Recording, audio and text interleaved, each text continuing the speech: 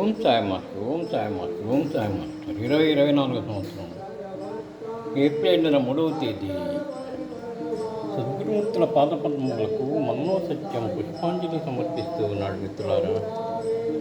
ఇప్పుడు తిరిగి నుంచి ప్రసారం అవుతున్న బాబా సమాధి మందిరం టికెట్ ప్రసారం జరుగుతూ ఉన్నది. రాత్రి హారతి జరుగుతున్నది. సౌండ్ పెట్టవే.